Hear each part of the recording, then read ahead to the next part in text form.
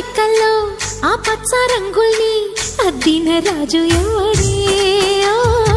నిన్నాగో పడికెల్లో ఆ విష్ణు పాదాలు దిద్దిన మాయా దేవుడే